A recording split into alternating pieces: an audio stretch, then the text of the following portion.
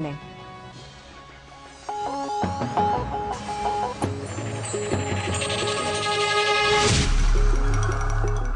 Balala face-off over cabinet sacking.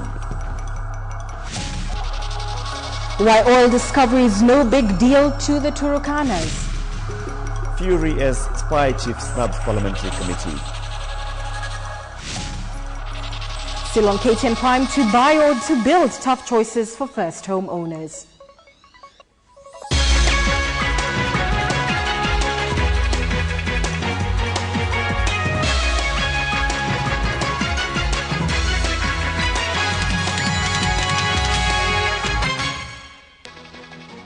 Good to have your company this evening. You betrayed me. Those are the words from former Tourism Minister Najib Balala to Prime Minister Raila Odinga. Balala, who was fired from the cabinet Monday, says he was shown the door by Raila because he could no longer dance to Raila's tune, terming Raila's leadership style as dictatorial. But in a rejoinder, Raila said Balala had brought it on himself. KTN senior reporter Aaron Ucheng has more on the bitter Raila-Balala fallout. It is now official that the relationship between Najib Balala and Raila Odinga and his ODM party has come to an end. But before the former tourism minister could leave, this is what he had to say. There is no democracy in ODM. The price of being an independent-minded person is you get fired. It was a bitter parting. The Mvita Member of Parliament and former trusted lieutenant of the ODM leader says Raila betrayed him. Balala termed the Prime Minister's leadership style as dictatorial. The power he directs, the authority he has, the benefits he possesses, and the glory that he has today is because we were major shareholders of that Prime Ministership position. Balala says he was shown the door for standing by his principles and pointing out at lack of political goodwill within the top party brass. ODM is just being held now by a man called Musalia Mudavadi. The minute Musalia walks away today, ODM crumbles. But speaking in Balala's staff in Vita constituency, in the company of Ali Hassan Joho, the Kisauni Member of Parliament, and a perceived replacement for Balala to man the ODM's coastal bloc, the Prime Minister says his former general just got a taste of his own medicine, having decided not to toe the party line. Kama wewe mama amesema anataka talaka mara mbili, mnataka nifanye nini? Nani asojua kama huyu mbunge wa Mvita hapa aliomba talaka? Nani asojua? Joho was named an assistant minister a day after Balala was sacked, a clear indication that Raila will be banking on Joho to deliver what Balala did in 2007. Displaying the original copy of the MOU between Raila and a section of Muslim leadership at the coast, signed before the 2007 general election, Balala termed his sacking as a letdown to the Muslim community. He said that he facilitated the signing of the MOU, prompting the leaders of his faith to prevail upon him to sacrifice his presidential ambition in 2007 and support the Prime Minister. ODM's nominated MP Sheikh Mohammed Dor also dared the Prime Minister to fire him. 2002, I was nominated a councillor and I was removed because of my principles. 2012 will not be anything strange. Balala's next move is close to his chest, but the only revelation is that he will announce soon the party he will use to vie for the Mombasa County Senate seat. The political vehicle is ready. The political vehicle is just awaiting blessings from all spheres of the country. Balala now becomes the second member of the ODM Pentagon to fall out with Raila, following the departure of Eldoret North MP William Ruto. Aaron Ocheng, KTN Prime. And that story brings us to tonight's big question. We're asking, do you think Balala was unfairly sacked? Send us your yes or no comments to the number 8040. We do look forward to sampling some of your comments at the end of this live newscast. Indeed, and as always, we'd love to know your name and where you're texting in from. Now, the sacking of Mvita Member of Parliament Najib Balala and the subsequent uproar by a section of clerics from the region sends warning shots to the Orange Party. Raila has appointed Voi MP Danson Mwazo to replace Balala as Tourism Minister and Ali Hassan Joho as Assistant Minister for Transport. But will the new appointees be able to retain control of the coast region, or does the party risk losing another of its core support bases? Already the party faces animosity from a section of the Rift Valley residents for edging out Eldoret North MP William Ruto. Balala and Ruto have a common denominator. All were members of ODM's Pentagon, as Samogina now delves into the ODM's regional politics. The Orange Party's 2007 campaign strategy was hinged on 5 regional pillars dubbed Pentagon to lock their vote zones from PNU's penetration. In effect, ODM garnered majority seats in the 10th Parliament, but the Pentagon bus failed to touch base at State House thanks to a bungled process. But it appears the Pentagon house is crumbling down, leaving merely a virtual house. Facing rebellion from within, Prime Minister Raila Odinga asked his Rift Valley appointment William Ruto, and now followed by Coast Najib Balala, to keep his house in check. But is the Premier starring already murky waters sweeping the Orange Party? Raila is known to be a political cannibal, typical of Niccolo Machiavelli's teachings, that once you become king, you must gobble up the kingmakers and gobble up the kings in waiting. There is no general consensus among political pundits if the latest move to sack Balala will alienate the Prime Minister from the coastal region. Already a section of the clergy at the coast have protested the sacking, denouncing their support for the PM's presidency. Kenyan voters wait for a local political maestro to come and tell them that this is how we are voting. But I think in this instance, Balala emerges more as a hero. And he teams up with Ruto, teams up with Mudavadi. They will say that this man cannot be trusted. But now with Balala out of the ODM's coastal region matrix, question is, will the new appointees fit the bill to secure ODM the prominence it enjoyed in 2007? The PM has elevated Hassan Joho and Danson Mwazo to fill the void left by the Mvita MP. And it's always good to have someone who is completely underestimated. He could come in and change the tides for Raila Odinga on the ground. Balala is among key politicians who came together to form ODM after the 2005 referendum, alongside Musalia Mudavadi, Charity Ngilu, William Ruto and Joseph Nyaga. But analysts say the antagonism Raila is facing is from former powerful KANU forces trying to regroup to lock him out at the presidential contest. It's just a question of time before Mudavadi bolts from ODM. The PM has used cabinet reshuffle to punish ODM rebel members while rewarding party loyalists, this to move the ODM bus forward. In essence, axing of Ruto and Balala continues to alienate the Prime Minister from his former stronghold regions. Samogina, KTN, Nairobi. As the country received the news of Kenyan striking oil with excitement, the pastoralists of Lokichari in Turkana South, where the oil was discovered, are expressing fear that they might lose their grazing land due to evictions after the exploration of oil enters its commercialization stage. But even as such sentiments are just fears out of rumors within Lokichari town, the residents hope that as investors stream in and development reaches their county, their water troubles will also be addressed. KTN's Masekandie is in Lokichari, and she brings us the story of the pastoralist community, their fears and their hopes. The road to the oil exploration site, one cannot help but notice the large number of camels along the road. It is then that we understand where the naming of the site came from. Drilling of the precious commodity is done a few meters from here at Ngamia site, a Swahili term meaning camel. Behind me is Ngamia 1 Block 10 BB, where the drilling is currently going on. This place is called Kode Kode, a term in Turkana to mean to seduce a girl. The residents here tell us the oil company managed in seducing the oil. We drive to the site where Kenya's black gold lays. The company, Talo, contracted by Kenya's government, says it is now slightly over 1,000 meters deep. The site now highly guarded by security personnel. The site that in the successful end will benefit the over 200,000 residents of Turkana South. Our efforts to gain access inside were futile. A few meters from the site, we meet up with residents in search for a precious commodity too, water.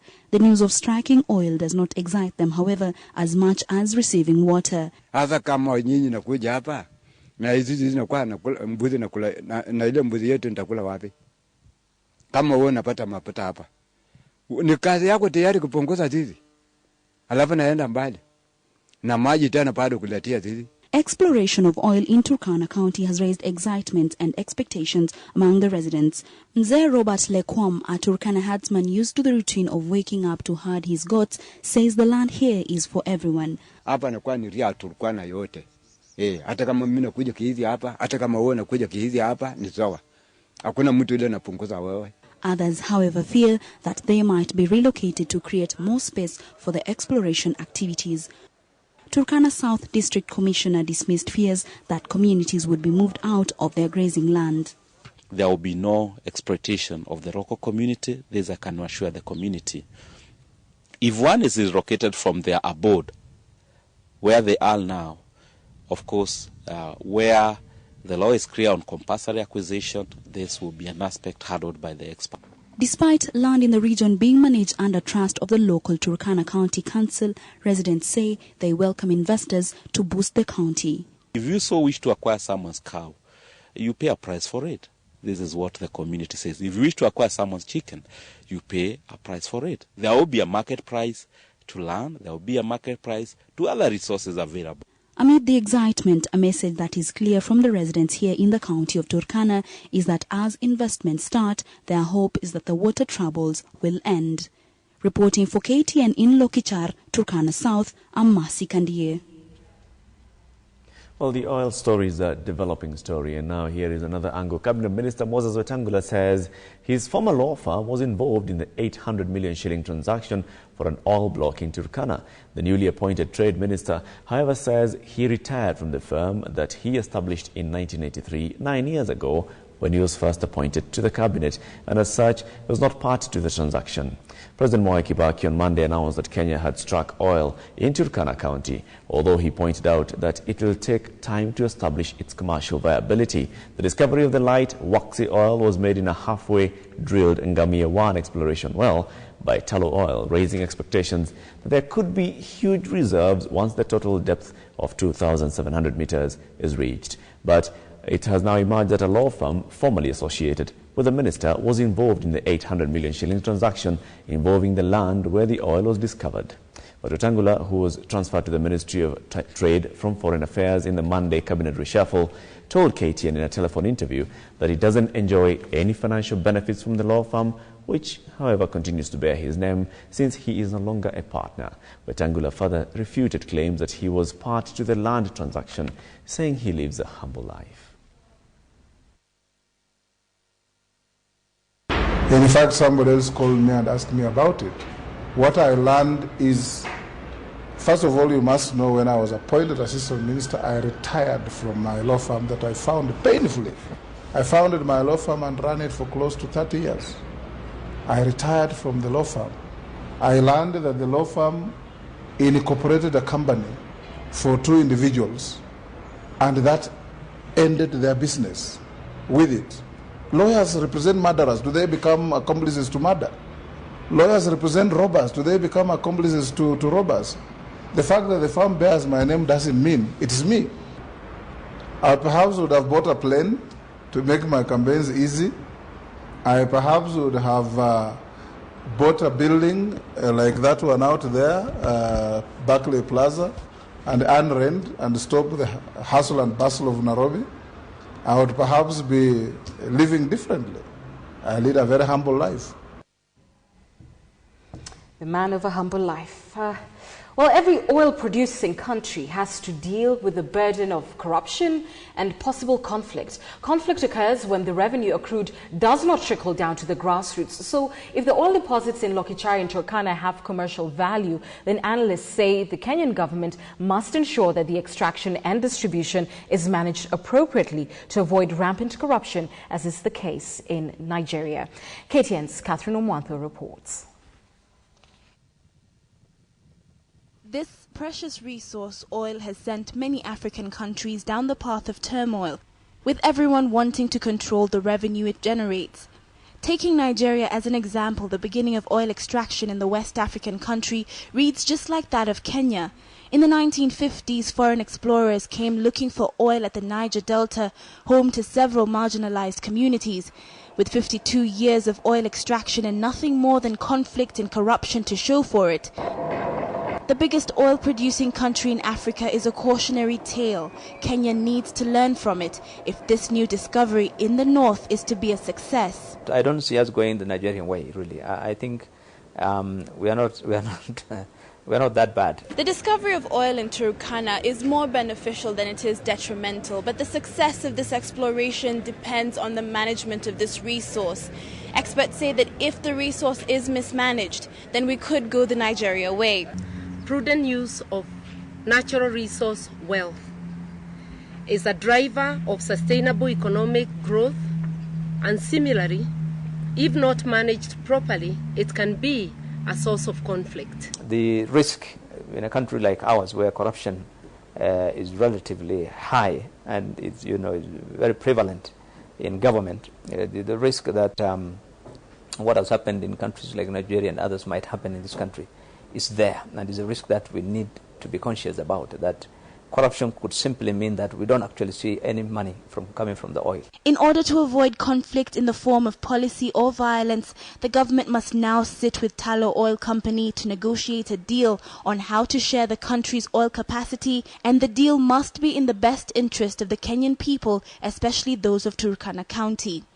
We are saying that the citizens of this country need to know the terms and conditions of the extraction contracts relating to the socio, economic and environmental interests. If you're producing, for example, 500,000 barrels a day, and the contract or the agreement requires that 80% must go to the company that discovered oil, then you get into a situation where you struggle with your 20%, but the perception in the country being that we've got oil, we've got 500,000 barrels a day, where's that money going? Even as the government signs a deal with the International Oil Company, it must then reform the National Oil Company and build its capacity, making it capable to handle the amount of barrels produced. Currently, it's estimated that Kenya's oil capacity exceeds that of Uganda. One thing that failed Nigeria is the international companies that found the oil underestimated the capacity and in turn used corrupt means to hoodwink Nigerians. It is estimated that Nigeria's oil industry has earned its government over $1.6 trillion in revenue over the past 50 years, and yet these monies hardly trickle down to those at the grassroots, resulting in conflict and the formation of rebel groups such as the Movement for the Emancipation of the Niger Delta, MEND. Catherine Omwando, KTN Prime. Edith Kimani now joins us with more. Edith. Thank you, Anna. We've had from Catherine Omwanto, we've also had from Masi Kandie. The issue surrounding oil are no doubt intense. But oil is not called black gold for nothing. It is fast becoming a rare fuel, and the economics of the oil show that it is a very valuable commodity. So how is this energy that runs modern society and fuels serious political tension, as we've heard from Catherine Omwanto, formed? Well, there are two theories. The leading one, which we're looking at tonight, known as the biogenic theory, don't let the big words fool you, was developed 250 years ago by a Russian scientist. And we're going to try and explain that whole theory in less than 3 minutes and in 3 stages. So here is the first stage. Now, in this theory, it suggests that all oil that we use today began from microscopic plants and animals living in the ocean. That's what you're seeing, the water substance there. And it also suggests that it began forming years ago. Some scientists even suggest that it started forming as far back as Jurassic years when dinosaurs existed. As these microscopic plants and animals lived, they absorbed energy from the sun, which was stored as carbon molecules in their bodies. Now, when they died, they sank to the bottom of the sea. And what happens is that over millions of years later, layer after layer of sediment and other plants and bacteria were formed. Over time, this sediment and the resulting heat and pressure transformed the organic layer, which was previously at the top, to a waxy substance known as kerogen. Stage 2. What happens next is that when this kerogen becomes buried even deeper, heat and pressure begin to increase. The amount of pressure and the degree of heat determines if the material underneath will become oil or whether it will become gas. More heat produces lighter oil. Now, even higher heat from predominantly plant material, and that's what was at the top, will produce natural gas. Now, left alone, the kerogen molecules eventually crack, breaking up into shorter and lighter molecules composed almost entirely of carbon and hydrogen. That's where the chemistry comes in. And the more breaking there is, the lighter the oil, and definitely the more valuable it is. The last stage. Scientists believe that after oil is formed, it tends to migrate through tiny pores in the surrounding rock. There are published theories that some oil migrates all the way up to the surface and escapes. However, other oil and natural gas deposits migrate until they are caught under resistant layers of rock or clay where they are trapped. Scientists and engineers such as Talo then have to explore a chosen area by studying rock samples, as they did in Turkana, from the earth. Measurements are taken, and if the site seems promising, then drilling begins. So how long does that entire process that we've just broken down in 3 stages take? Well, scientists aren't really sure, but they figure it's probably on the order of hundreds of thousands of years. Back to you, Anne and Eric. Well, it's such a long process just to get oil. It is. And then, of course, you have to still wait those 3 or 4 years to see if it's commercially viable. But let's move on to other news. Well, NSIS Director Michael Gishangi once again snubbed the Parliamentary Committee on Defence and Foreign Affairs, prompting the committee to vow to take unspecified action against him. Well, the committee wants to question Gishangi over the controversial UK dossier on the International Criminal Court. KTN's Asha Mwilu was in Parliament. For the second day running, Parliament's Defence Committee was left hanging by NSIS Director Michael Gishangi. Despite being issued summons to appear before the committee over the alleged UK dossier, Gishangi sent another letter opting not to be probed on the issue. This, in turn, was the response of the committee's chair. That entity is not operating in isolation. It is an agency of the people of Kenya, fully funded by the taxpayers. And therefore, the message is they must appear before this committee. There will be no shortcut. And barely a day old as the newly appointed Foreign Affairs Minister, Sam Ongeri found himself on the hot seat to respond to critical questions over how his predecessor Moses Wetangula handled the matter. Mr. Minister, can we take it as a committee that now you have concluded, not the local investigators, but London, that the document we are talking about is a fake document? The Parliamentary Secretary, Mr. Fleming Bellingham, met the Foreign Minister, the former Foreign Minister, Honorable Wetangula, and again reaffirmed in the same meeting that the document, which is in the public domain, was false. During the morning session, when Cabinet Subcommittee on ICC matters appeared before the committee, its chairperson, George Saitoti, came to his team's defense, arguing that their report depends on police findings on the authenticity of the document. Since this document touched on ICC, what did you as a subcommittee do? And the moment he said that the matter was going to be investigated to be able to determine its authenticity or not, clearly that was already in the domain of the general government and the appropriate authorities, which are technically qualified to carry out the investigations, were already doing so. Both Ongeri and Saitoti will report to the committee in 2 weeks for final questioning. 3 days into the probe of the alleged UK dossier by the Defence Committee, and it's clearly emerging that Edon Kainan and his team will greatly rely on the findings that Matthew Itere will present in 2 weeks' time once he concludes his investigations both locally and abroad.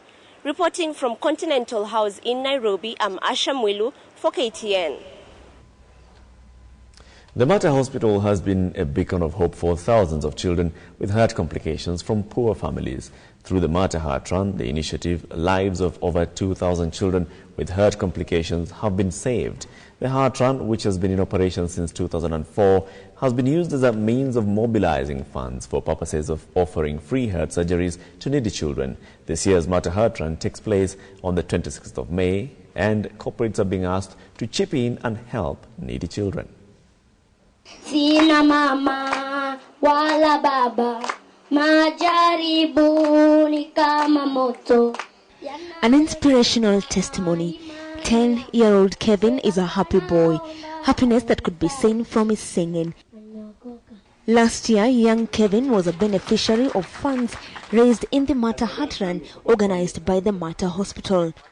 An illness that took him to many hospitals without cure had finally found a cure, and a free one. Sikuwa nacheza na marafiki zangu, mamangu akanipeleka hospitali na hakuwa anajua hiyo ugonjwa. Hakuwa anajua nimegonjeka nini. This is the generator. It's implanted somewhere. Mata Hospital has been organizing the Mata Heart Run since 2004 to mobilize funds to help children just like Kevin. The run targets children between the age of 6 months and 18 years to access treatment for heart-related complications. Over 2,000 children have benefited from the funds since the initiative was launched. Last year alone, 234 children underwent heart surgeries and treatment at the Mata Hospital. There's much more awareness and education about the need to treat sore throats so we eliminate rheumatic heart disease. This year, the run targets to raise 35 million shillings. Corporates have joined in, and Safaricom, which has been the main sponsor for the last 5 years, has set a good example, donating 5 million shillings. I would like to urge fellow corporates to step up, because I think you could not find a more worthy cause than saving the lives of some of our children. Other companies which have committed to supporting this year's campaign include the Standard Group, which made a donation of 5 million shillings of media campaign, as well as 500,000 shillings in cash. Capital FM 500,000 shillings, and the Communication Commission of Kenya 400,000 shillings. Other corporates are being requested to chip in. For KTN Prime, I'm Angel Gatusia. Well, a reminder of our big question, and tonight we're asking you, do you think Balala was fired unfairly by Raila Odinga? Yes, please do send us your comments beginning with a yes or no to our SMS number. It's 8040. We will read your comments at the end of this live newscast. KTN Prime takes a short break, but when we return... Would you rather buy or build a house? Stay with us. It's coming up.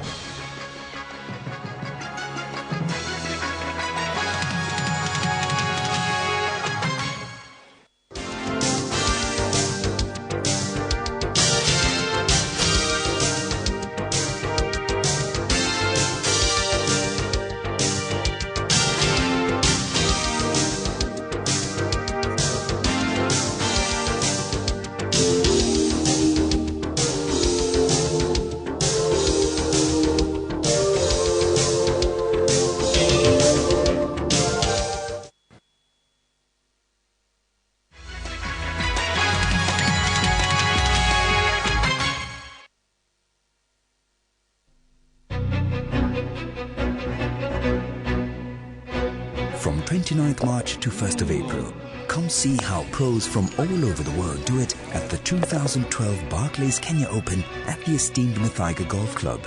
Tickets available at Karen Golf and Country Club, Kenya Golf Union, Muthaiga Golf Club from 22nd March to 28th March, and at the gate from the 29th of March.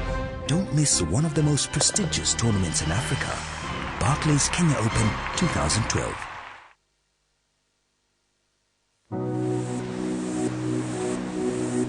Escape to freedom.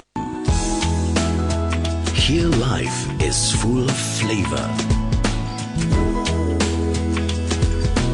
where you can enjoy good health and some of the best food found anywhere. You belong to me, and I belong to you. Welcome to Pwani Life.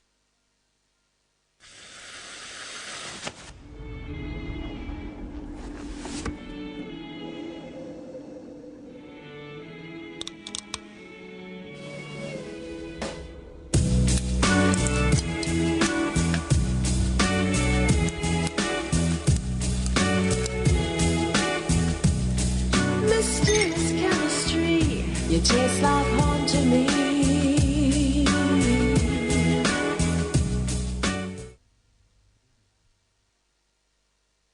Mosquitoes can cause you and your loved ones sleepless nights, even when you're under the protection of a mosquito net.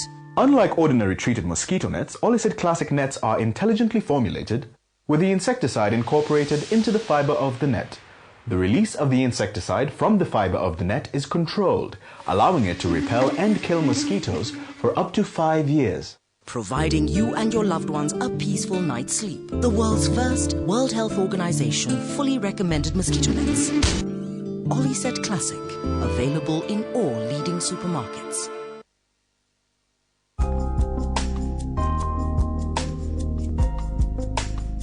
Natural beer, sugar-free, truly Kenyan.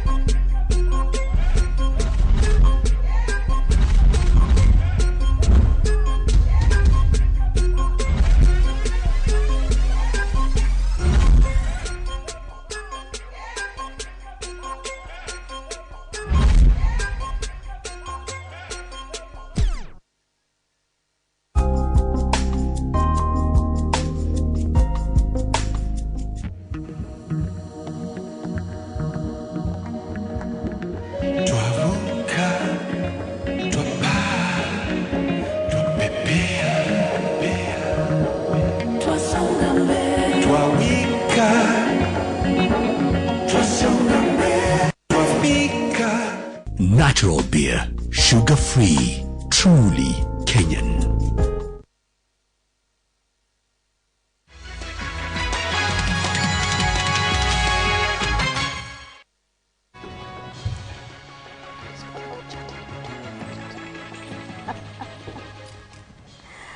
Welcome back to KTN Prime.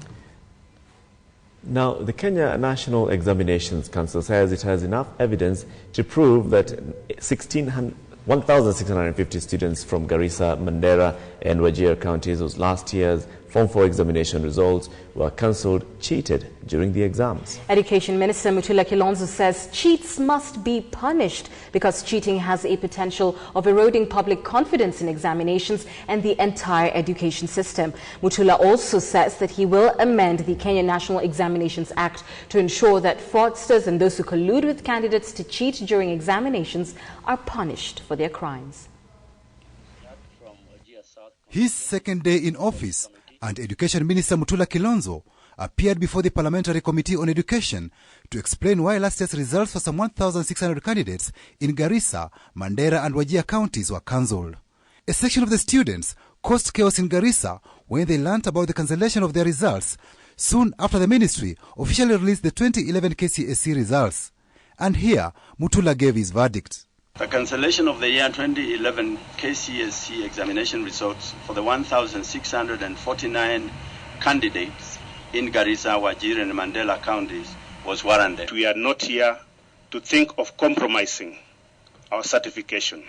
The examinations body insists investigations show beyond reasonable doubt that the students cheated. The affected candidates indeed colluded in the affected papers. KNEC says 8 candidates in the same counties had the results for certain subjects cancelled after they were caught with smuggled written materials. But for the other 1,650, their crime was collusion. And may I also understand that is there also possibility that 2 or 3 can have similar readings to that of the teacher? In chemistry, even for you to get a result which is 0.00 is impossible. Teachers have their favorites, so they could give it to a particular candidate whom they know that can get the answers as they have given. Concern was raised that some supervisors do not submit to the examinations body materials found from candidates who cheated in exams. It's only a keen supervisor and invigilator who see the material being used. They put it in ties. There are cases where supervisors find these materials. They do not send them to you. And therefore, those students from those schools end up getting the results and others are being punished. We have a case where actually a supervisor to be coerced, actually from Northeastern, to give us the material. The Ministry of Education maintains that the 1,600 candidates whose results were cancelled cheated. Though doubts were raised about the next ability to probe itself, the minister assured that changes will be instituted to ensure that an independent body investigates Kenya National Examinations Council. For KTN, I'm Patrick Amimo. In our News in Brief segment tonight, the KNUT rejects the proposed new education system, and armed robbers make away with 14 million shillings from a Kenya Commercial Bank branch in Mombasa. For these and more stories, here is KTN's Joy Doreen Bira. The Kenya National Union of Teachers (NAT) has rejected the proposed new education system, arguing that the system is expensive to implement. The proposed new education structure involves the inclusion of new subjects in the curriculum in a bid to boost quality. Armed robbers on Tuesday night raided the Kenya Commercial Bank Town Centre branch in Mombasa, escaping with over 14 million Kenya shillings. According to the police, 2 of the arrested suspects involved in the robbery are said to be the bank's employees. Water Minister Charity Ngilu is pushing for the enactment of a water bill and national water policy to align the 2002 Water Act to the constitution that stipulates that every Kenyan has a right to water. While launching the 6th annual Water Sector Conference in Nairobi, the minister said to address perennial water shortage, national water storage facilities must be in place.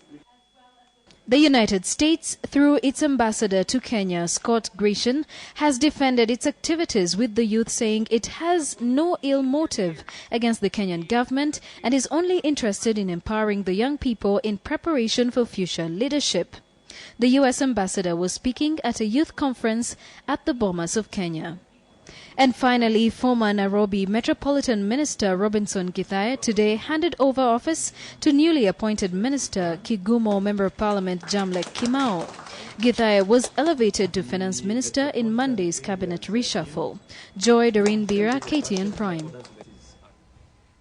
To build or to buy, that is the question that many middle-class Kenyans have to grapple with when it comes to home ownership options. In this edition of Homes First, KTN's Fred Umulo asks a number of experts how first-time homeowners can navigate the questions that they have to face when making this all-important decision.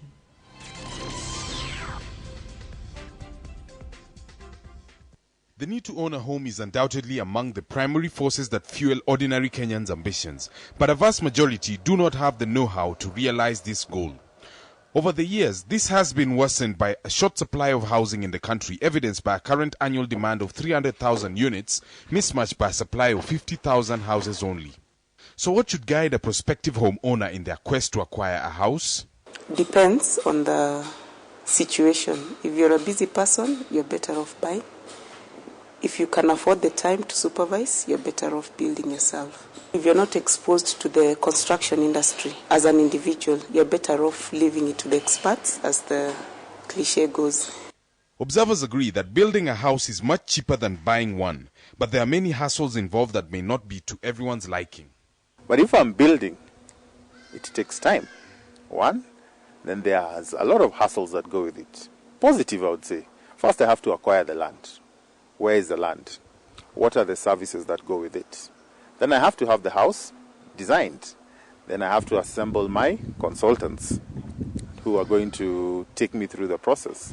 I have to get approvals from the local authority. Then I have to start knowing cost of finance. Do I have the capital to build it, or do I have to borrow? The disadvantage, on the other hand, is that you take a lot of the construction risks. Given that it takes a lot of time to build a house, you can go through a lot of changes in cost of materials through labor issues. However, the benefits of this approach lie in the ability of the homeowner to tailor their house to their taste. Taste is equivalent to purchasing power. Now, if you're a person who is very fixed on the type of house you want, then I would always advise you build. On the other hand, the available funds and the time that an individual has as an income generator could prove decisive. Age plays a very significant part in terms of deciding. Of course, the issues of income also come to play. The more money you make, chances are you'd prefer to own. the less money you make, you may think it is much easier for me to build this on an incremental basis. Location and whether the house meets your accommodation needs. Yes. If you have a small family, you may want just enough for your family. If you have a large family, if you love entertaining, you may look for a big lounge, a big garden. It all depends on your tastes. Nevertheless, one needs to keep in mind that building a house involves a third cost that many often ignore, the unrewarded cost in time and commitment. The reason why the cost of buying a house in this country today is very high, partly is one, supply and demand.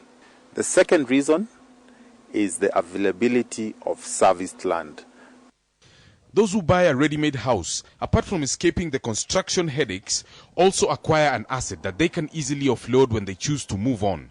This is because ready-made houses usually lack unique features that only appeal to the builder. When you buy a house in the marketplace, chances are it is conditioned for the market. So when you decide to sell it, it will be more appealing to the market. And that also brings a disadvantage to the houses where you are building. When your building is a custom-made house, so it is suited for you.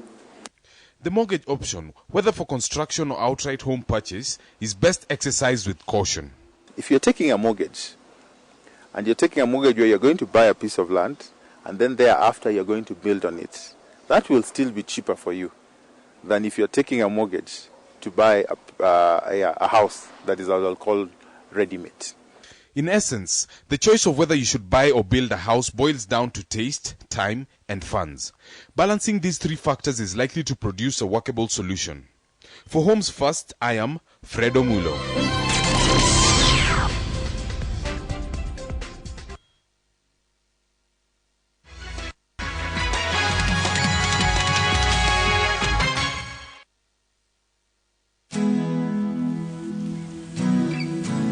Escape to freedom. This is a clean, happy place, full of hope, where you can enjoy good health and new beginnings. You belong to me, and I belong to you. Welcome to Pwani Life.